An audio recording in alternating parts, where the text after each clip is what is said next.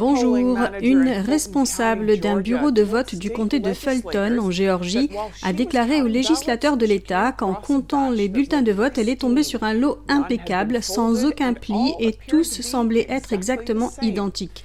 Elle dit qu'il pourrait s'agir de photocopies. Suzanne Voiles a travaillé comme superviseur de scrutin pendant plus de 20 ans. Lors d'une audition jeudi dernier face à une commission du Sénat de Géorgie, elle a parlé d'un lot étrange de bulletins de vote par correspondance qui a attiré son attention au moment du recomptage. La plupart des bulletins étaient assez usés jusqu'à ce que nous arrivions à un lot qui, selon moi, était impeccable. Il était blanc, tellement blanc. Voici un bulletin de vote par correspondance typique. Vous pouvez voir que lorsqu'il vous est envoyé par la poste, il comporte de nombreux plis. Ceux dont je vous parle, par contre, n'avaient pas de plis. Elle affirme que ce qui l'a d'abord frappé avec ces bulletins, c'est la sensation du toucher du papier. Elle explique que lorsqu'on a compté des bulletins de vote pendant aussi longtemps, on finit par reconnaître cette sensation qu'elle compare à celle qui distingue les vrais billets des faux billets. Mais la chose qui nous a vraiment sauté aux yeux, à part la sensation inhabituelle de ces bulletins au toucher et le fait qu'ils n'avaient pas de plis, ce qui nous a frappé, c'est que dans la première partie du bulletin, la case à colorier avait un petit contour blanc. Elle a remarqué que tous ces bulletins de vote suspects portaient exactement la même marque avec le petit contour blanc autour de la case à colorier. Précédemment, Voiles avait également écrit dans une déclaration sous serment que 98% du lot en question était destiné à Joe Biden. Cette déclaration sous serment a été incluse dans le procès intenté par l'avocat Lin Wood contre le secrétaire d'État de Géorgie. Ce que nous avons commencé à remarquer, c'est qu'un nombre important de ces bulletins étaient exactement identiques, non pas vraisemblablement, mais exactement identiques. Et au milieu du tas, Voiles a dit qu'ils avaient trouvé un seul bulletin de vote qui semblait avoir été retiré trop tôt d'une imprimante ou d'une photocopieuse parce que l'image n'était pas correctement alignée sur le papier. Une législatrice a interrogé Voiles pour savoir si le fait que ces bulletins de vote soient aussi impeccables pouvait s'expliquer par un processus de duplication. Est-ce qu'on ne peut pas l'expliquer par le fait qu'ils ont tous été individuellement photocopiés sous supervision par des personnes travaillant au bureau de vote ? Cela est très peu probable, je pense. Pourquoi 98 bulletins de vote auraient-ils tous ce contour blanc sur leur première partie qui concerne les présidentielles? Pourquoi les autres seraient-ils tous exactement identiques? C'était très facile de voir qu'un seul bulletin avait été photocopié de nombreuses fois. Elle a affirmé qu'il semble que le reste des bulletins de vote soient des photocopies qui portaient une trace laissée par une photocopieuse ou un scanner, ce qui pourrait expliquer le mauvais alignement de l'image et la présence d'un petit bord blanc autour des cases.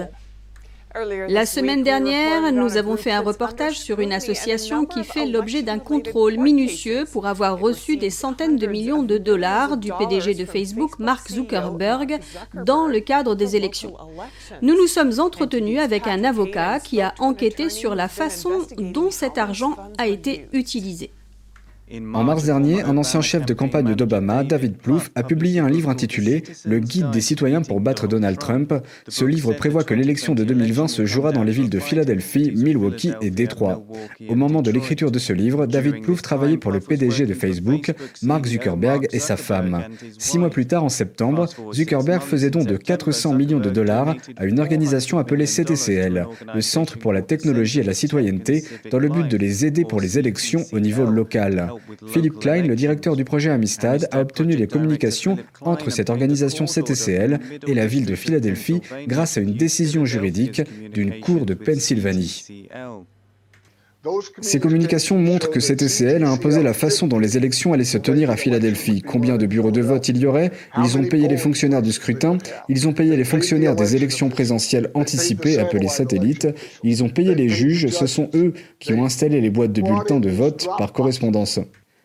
Klein affirme que CTCL est responsable du renforcement structurel des bureaux de vote. Vous pouvez observer des transferts de fonds privés à destination du bureau central d'élection du comté de Maricopa par l'intermédiaire d'une association caritative, de sorte qu'il pouvait dicter la façon dont les élections allaient se tenir. Il affirme que la preuve de la mainmise partisane se reflète dans la façon dont des boîtes de dépôt de bulletins de vote sont réparties entre les quartiers démocrates et les quartiers républicains. Dans le comté du Delaware, en Pennsylvanie, il y a une de ces boîtes de dépôt dans chaque périmètre de 13 km. C'est-à-dire que vous pouvez vous y rendre à pied dans le comté du Delaware, l'un des bastions démocrates. Dans les 59 comtés où le président a gagné durant l'élection de 2016, il y a une boîte dans un périmètre de 200 km. Klein affirme qu'il y a effectivement une forme de gouvernance parallèle parce que le financement public du gouvernement fédéral et celui provenant des fonds privés de Zuckerberg sont équivalents.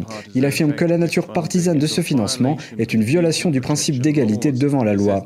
Il affirme qu'on retrouve beaucoup de preuves similaires dans les États clés.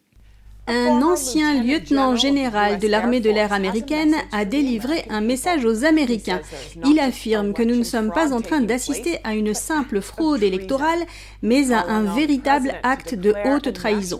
Il demande au président de déclarer l'état d'urgence national et d'arrêter les coupables. L'ancien lieutenant général Thomas McInerney a déclaré publiquement qu'une haute trahison contre la nation est en train d'entacher l'élection présidentielle. Il affirme que la tentative de faire perdre l'élection au président Trump est la cyberattaque la plus importante au monde. Selon lui, deux groupes sont impliqués. D'une part, les États étrangers que sont la Chine, la Russie et l'Iran, et d'autre part, des citoyens américains. Il y a entre 6 et 10 États qui se sont associés pour manipuler leurs données afin de prendre le contrôle du gouvernement américain et du chef de l'exécutif, le commandant en chef. Ce n'est donc pas quelque chose à prendre à la légère. Ce n'est ni de la magouille politique, ni des tricheries. C'est de la trahison, de par sa nature, contre le gouvernement des États-Unis et le peuple américain.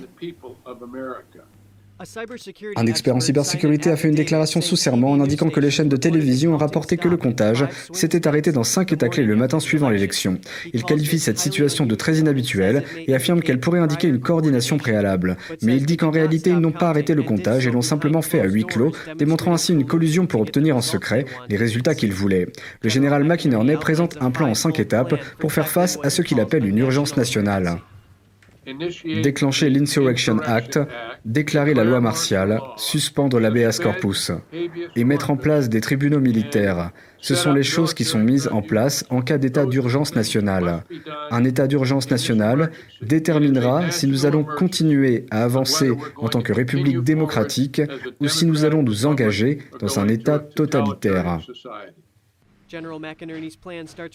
Le plan du général McInerney commence par la déclaration de l'état d'urgence national par le président, conformément au décret de Trump de 2018 sur l'ingérence étrangère dans les élections. Il suggère ensuite de déployer l'armée pour réprimer les émeutes potentielles des groupes Antifa et Black Lives Matter, qui selon lui voudront créer le chaos en cas de victoire de Trump, puis de déclarer la loi martiale, suspendre l'habeas corpus et mettre en place des tribunaux militaires pour arrêter et juger ceux qui ont participé aux manipulations des personnes qu'il a identifiées mais qu'il ne peut pas divulguer. Il dit que le problème doit être résolu maintenant ou jamais. Et si nous ne réglons pas ce problème maintenant, nous ne pourrons plus jamais le régler, parce que nous allons nous retrouver dans une dictature. Qu'on puisse l'appeler social-démocrate ou communiste, les deux seront identiques, c'est juste un nom différent. Par ailleurs, le général McInerney a déclaré que les logiciels Hammer et Scorecard connus pour manipuler les votes ont été utilisés pour cette élection, ainsi que pour celle de 2016. Il a déclaré que des serveurs du système de vote Dominion ont été déplacés à Francfort en Allemagne, où des agents corrompus de la CIA les avaient installés. Les forces spéciales américaines s'en sont ensuite emparées, et la Maison-Blanche a confirmé que les États-Unis en étaient bien les détenteurs. Il dit ne pas savoir s'il y a eu des victimes lors de cette intervention. Les informations sur la fraude électorale lors des élections ont été largement censurées sur les plateformes des médias sociaux. Mais un site web non partisan donne aux gens la possibilité d'obtenir et de partager des informations dans un seul endroit. Peu après le jour des élections, un groupe de citoyens a lancé un site web appelé everylegalvote.com, ce qui signifie « chaque vote légal ». Il met à jour les incidents liés à la fraude et leur impact sur les élections de 2020. Son cofondateur, Kevin Freeman, déclare qu'il n'attend de dons de personne. Ce n'est pas notre objectif. Notre mission ici est d'être un site de partage en réseau social. Ainsi, les personnes qui sont victimes de fraude électorale ou simplement intéressées par des élections propres et équitables pourront être informées. Parce que Twitter et Facebook et tant d'autres sites de médias sociaux ont bloqué toute l'actualité concernant l'évolution des enquêtes. Selon Freeman, le site web Every Legal Vote a reçu des milliers de rapports de personnes qui ont vu que l'intégrité des élections était compromise. Les électeurs qui ont été témoins d'incidents se sont manifestés, ainsi que les analystes du MIT qui ont constaté que les statistiques de vote n'étaient pas logiques. Freeman a déclaré qu'un nouveau rapport sera bientôt publié, montrant les procédés douteux utilisés par Dominion Voting System pour comptabiliser les votes. Ce n'est pas une façon normale de dire « Oh, voici un vote pour Trump, nous allons en compter un ici. Voici un vote pour Biden, nous en comptons un là. » Ils ont une façon très complexe et élaborée d'enregistrer les votes, et pourtant cela laisse la possibilité de changer les votes d'un candidat à l'autre. Certains des rapports reçus n'ont pas été publiés sur leur site web parce que les gens ont peur des représailles ou des équipes juridiques qui pourraient vouloir les examiner. M. Freeman demande d'être patient et d'être conscient qu'il pourrait y avoir des groupes malveillants qui tentent de manipuler le système électoral américain.